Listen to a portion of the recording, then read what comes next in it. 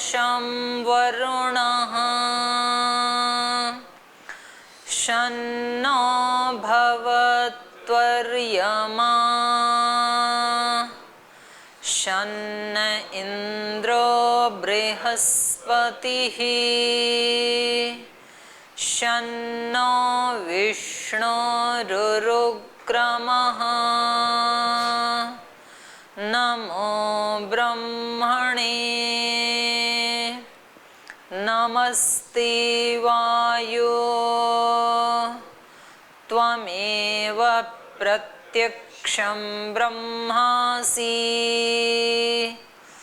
त्वमेव प्रत्यक्षं ब्रह्म वदिष्यामि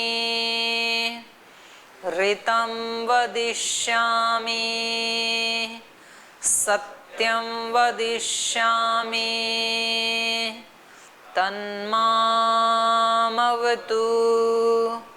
तद्वक्तारमवतु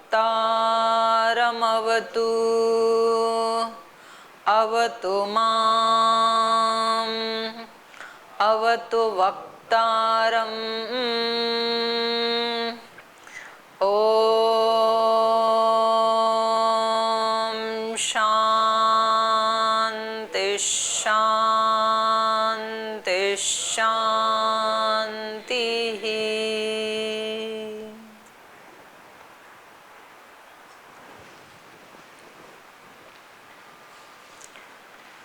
जीवन दर्शन कक्षा में आप सभी का स्वागत है।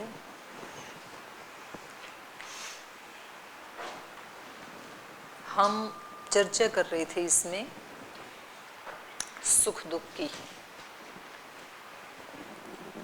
क्योंकि हर आत्मा एक सुख की तलाश में है, एक सुख की खोज में है, और उसके लिए हमें उन लोगों से सलाह लेनी है, उन लोगों के सानिध्य में हमें रहना है जिन्होंने पहले सुख को प्राप्त किया। तो यहाँ पर सुख को प्राप्त किया नारद ऋषि ने, और किन के सानिध्य में रह करके किया? सनत कुमार ऋषि के सानिध्य में। सनत कुमार जो हमेशा कुमार ही बने रहते हैं। कुमार का मतलब है जिनकी पवित्रता अखंड है, चित्त जिनका एक क्षण के लिए भी उनमें मलिनता नहीं आती है चित्त में। और चित्त में मलिनता नहीं आती है तो फिर इंद्रिय आदि में भी मलिनता नहीं आती है, क्योंकि चित्त का मालिन्य ही, मलिनता ही हमारी इंद्रियों पे, शरीर आदि के ऊपर प्रभाव डालता है। यदि व्यक्ति का चित्त अत्यंत निर्मल है तो फिर उसके पास कोई दुख भी नहीं आता है। प्रसादे अस्य दुखानाम हानिरस्योपजायते। प्रसन्न चेतसो ही आशु। आशु माने तुरंत, शीघ्र ही वो क्या हो जाता है? प्रसन्न चित्त हो जाता है। बुद्धि पर्यवतिष्ठते, और बुद्धि उसकी स्थिर हो जाती है। तो ये निर्मलता का परिणाम है, चित्त की निर्मलता का। तो गुरुजी कैसे हैं? सनत कुमार, सदा कुमार रहने वाले, सदा निर्मल रहने वाले, प्रसन्नता को प्राप्त होने वाले। तो उनसे पूछ रहे हैं नारद जी कि कैसे, हमने शब्द तो बहुत जान लिए हैं, बहुत पढ़ लिए हैं हम, लेकिन कोई ऐसा उपाय बताओ हमें कि हम हमेशा प्रसन्न रहें, खुश रहें, निश्चिंत रहें, निर्भय रहें, और फिर जो भी काम करें वो हम कैसे करें? प्रसन्न चित्त होकर के करें, आनंद में रह करके करें। एक काम करते समय आनंद आ जाए, बस ऐसे कोई टेक्निक बताओ। हर काम को करते हुए व्यक्ति क्या करता है? बोल जी ये पढ़ाई के घंटे हैं, तो ये तो उस पढ़ाई के घंटे में तो रोध होकर के पढ़ाई करता है, परेशान हो करके पढ़ाई करता है, और फिर शाम को सारी पढ़ाई के घंटे खत्म होने के बाद, खेत का काम करने के बाद, ग्राउंड में खेल खेलने के बाद, फिर स्नान करने के बाद फिर बैठता है आसन लगा के, बोले अब थोड़ा सा भगवान जी के साथ संपर्क कर लेते हैं। वो हो नहीं पाता है फिर आधे घंटे में। क्यों नहीं हो पाता है? क्योंकि इतना लंबे समय डिस्कनेक्ट रहे, सुबह से लेके शाम तक, तो अभी कैसे कनेक्ट हो जाएंगे? तो ये बता रहे हैं कि काम करने का तरीका कैसा हो? काम करते हुए आनंद आए, काम करने के बाद आनंद ना आए कि पूरे दिन भर तो हमने काम किए और आनंद लेने के लिए अब बैठे हैं हम ध्यान लगा के कि अब हम आनंद को प्राप्त करेंगे। उसमें भी आनंद आएगा, सारे काम करने के बाद ध्यान में भी आनंद आएगा, लेकिन तब ही आएगा जब हम अपने सारे कार्यों को करते हुए आनंद की स्थिति में रहेंगे। और हम हैं ही उस स्थिति में, बस मानना है हमें, ऐसे विश्वास करना है उसके ऊपर। जिस ब्रह्म में लीन होने के लिए, जिसके साथ तादात्म्य स्थापित करने के लिए हम ध्यान में बैठते हैं, उसी ब्रह्म में, उसी निर्मलता में, उसी पवित्रता में, उसी शांति में, उसी आनंद में इस समय भी विराजमान है। इस कक्ष में बैठे हुए भी, सोते हुए भी, जागते हुए भी, खाते हुए भी उसी में ही हैं। बस उसको व्यक्ति को स्वीकार करना होता है। स्वीकार क्यों नहीं कर पाता है? कौन सी बाधा है? विचार सबसे बड़ी बाधा है। बहुत लोगों ने ध्यान की खोज की, ऋषियों ने भी ध्यान की खोज की। तो जो अपने इसमें आता है ना उपनिषद में कि हमारी जो सूक्ष्म नाड़ियां हैं 72 करोड़ 72 लाख 10,201 सूक्ष्म नाड़ियां, तो वो जैसे यहाँ सहस्रार चक्र है, यहाँ से एक मूल उसका यहाँ है सहस्रार चक्र में, और उसके नीचे फिर छोटी छोटी जैसे वृक्ष की जड़ें होती है ना, बहुत छोटी छोटी भी होती हैं। एक तो मूल जड़ हो गई बड़ी वाली, फिर उसके कुछ जड़ें निकलती हैं, फिर उसमें भी कुछ और सूक्ष्म होती हैं। तो ऐसे हमारे यहाँ से कुछ तो स्थूल नाड़ियाँ और ये हड्डियाँ आदि पूरा शरीर फैला हुआ है। ये एक ऐसा वृक्ष है हमारा शरीर जिसकी जड़ें ऊपर की तरफ है, यहाँ से शुरू होता है सहस्रार से, और फिर ये सब नीचे फैला हुआ है। और इसमें कुछ सूक्ष्म नाड़ियाँ हैं, ये वाली 72 करोड़ 72 लाख। ये शरीर को काटेंगे तो कहीं नहीं मिलेंगी, काट के देखेंगे तो नर्व्स के रूप में। तो ये हमारे इस स्थूल शरीर में नहीं है, बल्कि प्राण शरीर में है। हमारा ये जो अस्तित्व है, इसकी कितनी लेयर्स हैं? 5। सबसे स्थूल तो ये हो गया अन्नमय कोश, फिर इससे सूक्ष्म वाला है प्राणमय कोश, उससे सूक्ष्म मनोमय कोश, उससे सूक्ष्म विज्ञानमय कोश, उससे सूक्ष्म। तो ये 5 शरीरों की लेयर हैं, और वो सारे शरीर इसी आकार के ही हैं। जिस आकार का ये वाला शरीर है ना, ऐसे ही वो भी 5 इसी आकार वाले हैं। उपनिषद ने तो बताया, अभी वो चित्र भी खींच के बताया समझाने के लिए। तो ये जो सूक्ष्म नर्व्स है ना, ये हमारी हैं प्राणमय शरीर में, इस स्थूल में नहीं है। इस स्थूल में दूसरी नर्व्स हैं, वो डॉक्टर को दिखेगा, ये कट जाती है ना, ये तो कुछ तो दिखती भी हैं अपने हाथ आदि में, हैं? हाँ, धमनियाँ शिराएं। और वो सूक्ष्म है, जैसे सूर्य की किरणें होते हुए भी दिखती नहीं है ना बाहर, क्योंकि वो सूक्ष्म है। ऐसे ही हमारे प्राण में ये बहुत सारी करोड़ों जो बताई 72 करोड़, ये सारी की सारी जो नर्व्स हैं, सूक्ष्म जो शिराएं हैं, नाड़ियां हैं, ये प्राणमय शरीर में हैं। और उनमें जब ब्लॉकेज आ जाता है, कहीं कुछ धब्बे आ जाते हैं, कुछ रुकावट आ जाती है, तो फिर हमारे शरीर में अनेक प्रकार के प्राण के रोग होते हैं। प्राण के रोग मतलब काम क्रोध लोभ मोह अहंकार ईर्ष्या द्वेष घृणा, ये सारे के सारे प्राण के दोष हैं। ये सारे रोग आते हैं फिर, और उससे प्रभावित होकर शरीर के भी दोष आते हैं। फिर जहाँ जहाँ उनमें ब्लॉकेज आता है ना, तो जो योगी हैं, आयुर्वेद की चिकित्सा भी 2nd नंबर की चिकित्सा है। सबसे पहली चिकित्सा तो है यौगिक चिकित्सा। योग ही अपने आप में एक चिकित्सा विज्ञान है, सब प्रकार की रोगों का निवारण करने वाला, चाहे वो शरीर के हैं, चाहे मन के हैं, चाहे प्राण के हैं। और इसकी तो कितनी बड़ी खोज श्रद्धेय स्वामी जी महाराज ने कर दी। नहीं तो हमें बड़ा कठिन पड़ता है ये समझने में कि भाई ऐसे कैसे हो जाते हैं, लेकिन ये तो इतना सरल कर दिया, इतना हस्त आमलक जैसे प्रत्यक्ष हो गया हमारे हजारों लोगों के ऊपर। उन्होंने बताया केवल शरीर के ही रोग ठीक नहीं हुए, मन से भी हम चिड़चिड़े थे, बहुत गुस्सा भी आता था, बहुत झगड़ा भी करते थे, बहुत असंयम का जीवन भी था, सब खत्म हो गया, शांत हो गई, सेवा परायण हो गई, मतलब जीवन चेंज हो गया। मन के रोग भी मिट गए, तन के भी मिट गए, प्राण के भी मिट गए, बड़े आवेग उठते थे, शांत हो गए सब। तो शरीर के ये जो प्राण के अंदर जब ब्लॉकेज आ जाते हैं, एक जो पूरे विश्व में एक प्राण शक्ति काम कर रही है, जिसको हम कहते हैं प्राणों का भी प्राण, और जिसको हम कहते हैं भुवः, ओम भुः ओम भुवः। जो हम प्राण ले रहे हैं, प्रतिपल ले रहे हैं ना हम, तो कहाँ से ले रहे हैं? यही है, बाहर ही वो शक्ति सर्वत्र व्यापक है। आप जहाँ भी जाते हैं तो आप कोई प्राण शक्ति का कोई सिलेंडर तो साथ बांध के ले जाते नहीं है। आप फ्लाइट में भी बैठते हैं तो सब तरफ से फ्लाइट बंद है, तो भी प्राण ले ही रहे हैं ना आप। तो वो प्राण शक्ति इतनी सूक्ष्म है कि फ्लाइट भी उसको रोक नहीं सकती है, हर जगह है वो। आप पानी में तैर रहे हैं, वहाँ भी है वो प्राण शक्ति।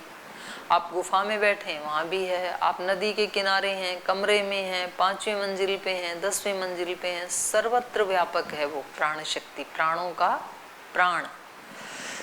वहाँ से हम शक्ति लेते हैं। लेकिन जब हमारी इन नर्व्स में कोई ब्लॉकेज आ जाता है तो वो शक्ति हम ले नहीं पाते हैं, सहस्रार चक्र से ले नहीं पाते हैं। तो उसमें बाधक, सबसे पहला बाधक जो बनता है वो बनता है विचार।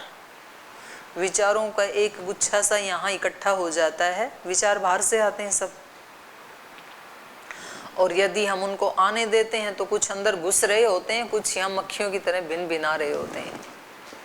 मधुमक्खियाँ भिन भिनाती हैं ना, जैसे ऐसे भिन भिनाते रहते हैं विचार हमारे चारों तरफ। तो ये उस प्राण शक्ति को अंदर आने में सबसे बड़े बाधक हैं। जैसे ही विचार शांत हुए, वो शक्ति अंदर प्रवेश करती है। रात की नींद में ये काम होता है। जब आप गाढ़ निद्रा में होते हैं तो क्या होता है, विचार शांत बंद हो जाते हैं। उस समय प्राण शक्ति हमारे माइंड इसके सहस्रार के माध्यम से प्रवेश करती है, और वो उन सब, वो जो सूक्ष्म नाड़ियां हैं उनके अंदर प्रवाहित होती है। उस प्राण के सशक्त होने से हम अगले दिन सब क्रियाएं कर पाते हैं। अगर वो हमें नहीं मिले तो हम वो क्रियाएं नहीं कर पाएंगे। तो प्राण शक्ति जितनी अधिक से अधिक मात्रा में हमें मिलेगी, उतनी ही मात्रा में हमारे शरीर के, हमारे मन के रोग नष्ट होते हैं। तो ये एक बहुत बड़ी साइंस है, बहुत बड़ा विज्ञान है ये। तो व्यक्ति को जागते हुए भी जब अपने विचारों को रोक देता है तो शक्ति प्रवाहित होती है, और वो सब जो ब्लॉकेज थे धब्बे से पड़ जाते हैं उन सूक्ष्म नर्व्स में। और वो जो धब्बे से हैं, वो जब प्राणायाम करते हैं, एक तो वो उसका उपाय बताया, प्रच्छर्दन विधारणाभ्याम व प्राणस्य। तो वो धक्का मारता है ना प्राण वहाँ जाके, तो वो जो ब्लॉकेज था वो हट जाता है वहाँ से, तो शक्ति का प्रवाह होने लगता है। शक्ति का प्रवाह होता है तो मन के भी और शरीर के भी दोनों रोग ठीक होने लगते हैं। दोनों रोग ठीक हो गए तो व्यक्ति सुखी होगा। इसी साइंस को यहाँ बताया सनत कुमार ऋषि ने, नारद को बताया। ये सुख की खोज में है, और सुख की खोज में केवल नारद नहीं है, हम सब हैं। तो इन्होंने पहला उपाय बताया, क्योंकि उनको लगता था कि मैं तो इतना पढ़ लिख लिया तो मेरे तो सब दुख दूर हो ही जाने चाहिए। जब उनको जाके बताया तो दुख दूर करने के लिए सबसे पहली शर्त क्या है बोलो? दुख दूर करने के लिए आपको कई बार बताया है, सबसे पहली शुरुआत कहाँ से हो दुख दूर करने के लिए?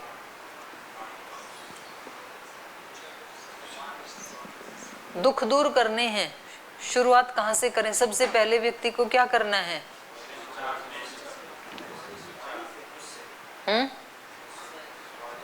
वो ठीक है, मुझसे ही करनी है शुरुआत, वो ठीक है, पर मैं कहाँ से शुरू करूं ना, उससे भी पहले हैं ना। आप इसको पढ़ के बोल रहे हो, क्योंकि मैंने कई बार आपको बताया है, इसमें इसको पढ़ के मत बोलो। सबसे पहली शुरुआत होती है व्यक्ति सरल बने, रिजु। शुरुआत तो वहीं से होगी ना, सरलता। गीता में भी बताया ना भगवान ने कृष्ण को, और कृष्ण ये अर्जुन क्या है, रिजु, सरल हैं। आधारशिला शुरुआत सुख की होती है सरलता से। व्यक्ति यदि सरल नहीं है, जटिल है, कुटिल है, तो वो हटा ही नहीं पाएगा, अनावश्यक को हटा नहीं पाएगा और सुखकारी चीजों को अंदर आने नहीं देगा। इसलिए कभी भी डॉक्टर के सामने रोग नहीं छिपाना और गुरुजनों के सामने कभी मनोरोग नहीं छिपाना। डॉक्टर के सामने शारीरिक रोग नहीं छिपाना। डॉक्टर के पास जाके आप बताओ ही नहीं, पेट में दर्द था और डॉक्टर साहब ने पूछा और कैसे हो भाई, बोल जी बिल्कुल ठीक है। बिल्कुल ठीक है, तो यहाँ क्या नमस्ते करने आए हो डॉक्टर से, इसलिए कि क्यों आए हो यहाँ पे, हॉस्पिटल में आए हो, इसका मतलब ही ठीक नहीं हो। ठीक नहीं हो तो कौन सा रोग है बताओ उनको, वो उसका ट्रीटमेंट करेंगे। तो गुरुजनों के पास जा करके बोले ना जी मैंने तो सब वेद दर्शन उपनिषद मैं सब जानता हूँ जी। यहाँ कुछ आए ब्रह्मचारी, यहाँ 10-20 दिन रहे, 10-20 दिन कक्षा अटेंड की, बोले जी मैंने तो सब जान लिया, मैंने दर्शन भी जान लिए, उपनिषद भी जान ली, उपनिषद की भी कक्षाएं अटेंड कर ली, मैंने सब जान लिया। तो ये रिजुता नहीं है, जाना नहीं अभी हमने। जानने का मतलब होता है वो अनुभूति होना, सुना है अभी, अभी तो हमने प्रैक्टिस करनी शुरू भी नहीं की।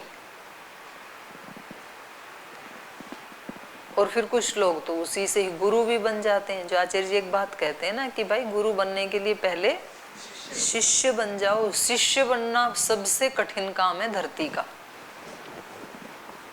मतलब गुरु तो ऑटोमेटिक बन जाता है, वो कठिनाई तपस्या तो क्या है, शिष्य बनने में। शिष्य बनना बड़ा कठिन है, क्योंकि शिष्य बनने के लिए व्यक्ति को रिजु बनना पड़ता है, और रिजु बनने के लिए व्यक्ति को अपने अहंकार को तोड़ना पड़ता है, अपने दोषों को मिटाना पड़ता है, तभी तो रिजु होंगे, तभी तो हम बताएंगे।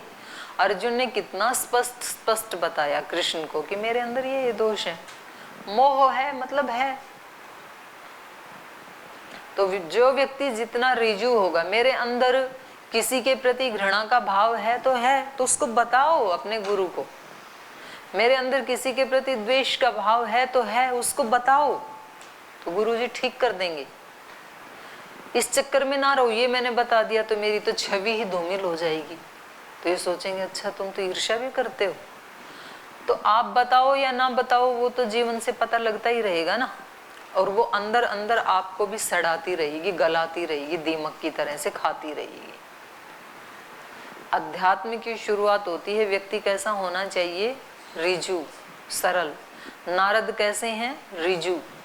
सनत कुमार जी के पास जाके कहते हैं सब पढ़ लिया है, लोग मेरे को बड़ा विद्वान भी कहते हैं, लेकिन शोक के पार नहीं गया, अभी भी मैं शोक युक्त हूँ, तो आप बताइए क्या करूं।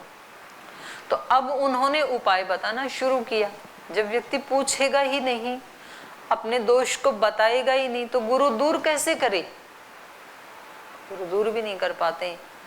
हम यदि बताएंगे तो वो फिर प्रतिपल हमारी सहायता करते हैं। हो सकता है उस समय वो स्थूल वाणी से कुछ ना भी बताएं, पर एक बार उनके माइंड में वो चीज डाल दी ना, तो फिर वो आपको अपनी सात्विक एनर्जी भेजते रहते हैं, और थोड़े दिन में वो दोष आपके हट जाएंगे प्रकाश में लाने से। तो इन्होंने कहा कि आप सुख चाहते हो ना, तो सबसे पहले साधना करो आप वाणी की। आपने जो पढ़ा है वो क्या है, शब्द मात्र है केवल, और शब्द से क्या मिलेगा, जितनी शब्द की सामर्थ्य है उतना सुख मिल जाएगा। शब्द की सामर्थ्य भी बहुत बड़ी है। शब्द पढ़ना बुरी बात नहीं है, बहुत अच्छी बात है, शब्द पढ़ने ही चाहिए। शुरुआत होती ही वहीं से है, नाम से ही शुरू होती है। तो सारे शब्द शास्त्र को इन्होंने एक शब्द में बोल दिया, नाम। नाम की अपनी महिमा है, नाम से ही व्यवहार शुरू होते हैं। संसार में जब बच्चा आता है तो जब वो पैदा हुआ उस समय तो कोई नाम होता नहीं है ना उसका। नामकरण संस्कार कब होता है? 11 दिन के बाद, कम से कम 1 महीने के बाद, या 1 साल तक कभी भी कर लो फिर। लेकिन जब पैदा हुआ उस समय तो कोई नाम नहीं था उस बच्चे का, उसके बाद ही उसको नाम दिया जाता है।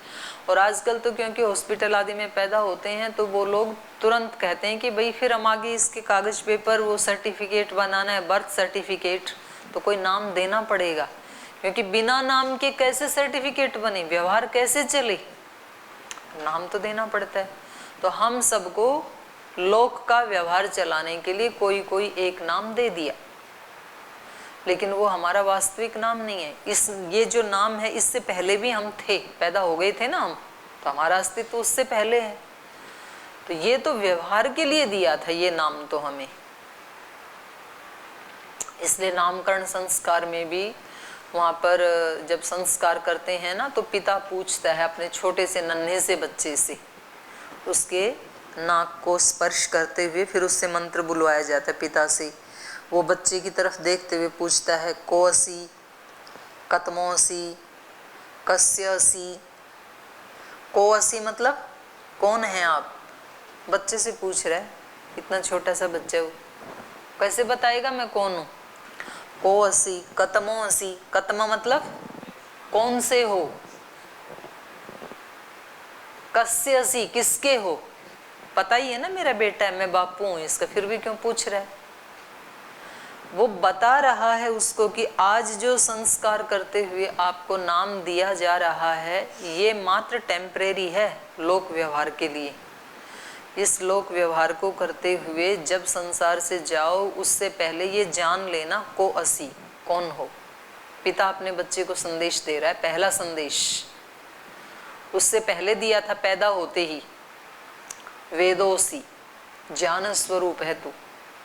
इतना बच्चा छोटा कैसे समझेगा, लेकिन एक संस्कार डाल दिया, बीज बो दिया, अंकुरित होता रहेगा, पौधा बनता रहेगा, फल आते रहेंगे बाद में, बीज तो बोना पड़ता है ना। लेकिन तो इसने छोटे बच्चे में, क्योंकि शरीर छोटा है, आत्मा तो छोटी नहीं है, पता नहीं कितने जन्मों के प्रवाह से चल रही है वो आत्मा, तो इसलिए उसको एक बीज डाल दिया उसके अंदर, वेदोसी, तू ज्ञान स्वरूप है, अज्ञान में मत फंसना।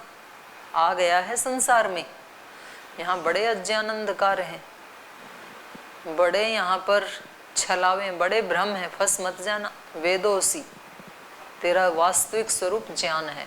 फिर यहाँ फिर कह रहा है 11 दिन के बाद याद दिला रहा है, कोसी, इस बात को जान लेना जीवन में कि तू कौन है। कतमोसी, 3 प्रकार के इंसान होते हैं, सामान्य कोटि के, मध्यम कोटि के, उच्च कोटि के। तू तय कर लेना कि तू कौन सा है, क्योंकि जो तू तय करेगा ना वही तू बन पाएगा। तो पूत के पैर पलने में दिखाई देते हैं, यही उसका अर्थ है कि जो बच्चा, जो व्यक्ति, जो मनुष्य जब जिस चीज को तय कर लेता है ना उसके बाद वो वही बनना शुरू हो जाता है। तो बिल्कुल शुरू से कोई तय कर ले अपने लिए कोई अच्छा डिजाइन, बहुत ही अच्छी बात है। शुरू से पता नहीं लगा, आज पता लगा, आज तय कर लो। आज यदि मूड नहीं है तो कल तय कर लेना, कोई बात नहीं। कल भी मूड नहीं हो तो जन्मों के बाद कर लेना, आपकी मर्जी है। लेकिन जितने संस्कार ये उल्टे पुल्टे बना लिए ये सारे हटाने मेरे को ही पड़ेंगे, कोई दूसरा हटाने वाला नहीं है। जितना मर्जी आप देर कर लो, जितना मर्जी जल्दी शुरू कर लो, मर्जी आपकी है, करना आपको ही पड़ेगा। इसलिए वो कहते हैं कोसी, कतमोसी, कस्यसी, मेरा बेटा नहीं है, ये तो केवल व्यवहार के लिए है। तो किसका बेटा है? अमृतस्य पुत्रा वयम शृण्वन्तु, उस अमृत के पुत्र पुत्रियां हैं हम, उस अमृत की संतान है, ईश्वर की संतान है। तो नाम तो जरूर पढ़ना, नाम तो होना चाहिए, नाम के बिना व्यवहार कैसे चले, बर्थ सर्टिफिकेट कैसे बने। और बर्थ सर्टिफिकेट की बात भी छोड़ो, घर में भी 2-3 बच्चे हों तो किस नाम नहीं है तो कैसे बुलाएं उस बच्चे को। अभी तो बच्चे को उसका नाम बोलो तुरंत आता है, और कोई भी नाम नहीं होता, हे आत्मा इधर आना, तो कई आत्मा है, कौन सी आत्मा आएगी? तो फिर बताना पड़ेगा कि कौन सी वाली आत्मा हो। तो इसलिए नाम दिया जाता है। तो नाम बहुत जरूरी है। तो इन्होंने कहा कि नाम की निंदा नहीं है यहाँ, लेकिन केवल नाम मात्र से सुख नहीं मिलेगा। सुख अगर आपको चाहिए तो नाम से भी आगे किसकी साधना करना?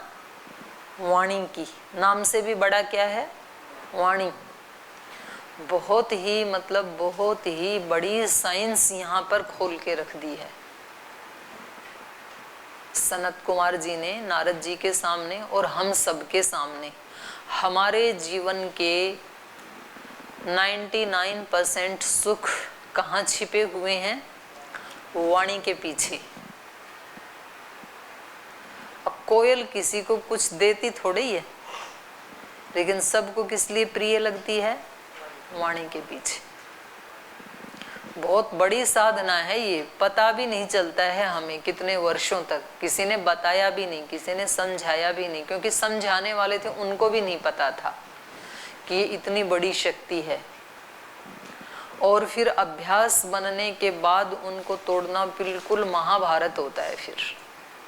तो बड़े सौभाग्यशाली हैं जिनको, ऐसे तो सबके माँ बाप ही सिखा देते हैं बोलना, 1-2 साल में बच्चा बोलने लग ही जाता है। पर जो वेद में कहा ना, मातृमान पितृमान आचार्यवान पुरुषो वेद, अगर किसी को ऐसे माता पिता और गुरु आचार्य बचपन में ही मिल जाएं जो उनको वाणी की महिमा बता दें कि आपके पास ये एक बहुत बड़ी शक्ति है। ब्राह्मण की गो, ब्रह्म गवी सूक्त है ना अथर्ववेद का, आचार्य अभयदेव जी ने लिखा है। ब्राह्मण की गो पुस्तक है और उसमें 2 सूक्त हैं शायद, एक ब्रह्मचर्य सूक्त और पहला ब्रह्म गवी सूक्त, फिर कुछ और भी लिखा है उन्होंने। तो वहाँ वो पूरा सूक्त है ब्रह्म गवी, माने ये ब्रह्म की शक्ति है। और ये शक्ति केवल हमने खाने के लिए नहीं मिली है हमें, ये जो जिह्वा है इससे बहुत कुछ अचीव किया जा सकता है, बहुत कुछ प्राप्त किया जा सकता है, बहुत कुछ खोया भी जा सकता है वाणी से। तो इसलिए यहाँ इन्होंने बताया कि आपको यदि सुख चाहिए तो सबसे पहले शुरुआत कहाँ से करो? आप वाणी से करो। वाग वही ब्रह्म, ये वाणी क्या है? साक्षात ब्रह्म ही है। इसलिए हमें प्रतिदिन क्या संकल्प करना चाहिए कि आज की वाणी कैसी रहेगी? सत्य बोलेगी। आज वाणी का सदुपयोग मेरा क्या है? आज वाणी की उपासना का मतलब क्या? इन्होंने कहा कि नारद वाणी को ही तू ब्रह्म समझ करके इसकी उपासना कर। तो वाणी की उपासना मतलब क्या? होठों के पास लाके कोई दिया थोड़ी जलाना है या धूप थोड़ी जलानी है। वाणी की उपासना का मतलब है कि आज सत्य ही बोलूंगा, कुछ भी लॉस हो जाए सत्य ही बोलना है। और सत्य को भी जितना मैं जानता हूं उतना प्रिय ढंग से बोलना है। वाणी से क्या बोलना है? हितकारी ही बोलना है, किसी का अहित करने वाला नहीं बोलना है। वाणी से क्या बोलना है? जिससे किसी के जीवन में खुशहाली आए, कुछ प्रोडक्टिविटी हो, ऐसा आज बोलना है। वाणी से जब भी बोलूंगा तो ये सोचूंगा कि ये भगवान की ही पूजा कर रहा हूँ, वाणी के द्वारा स्तुति कर रहा हूँ उसी की। तो कबीरदास जी ने कहा कि जो जो बोलूं वो सब क्या है? स्तुति। जो जो चलूं पैरों से वो क्या है? परिक्रमा। जब सो जाता हूं तो वो क्या है? दंडवत।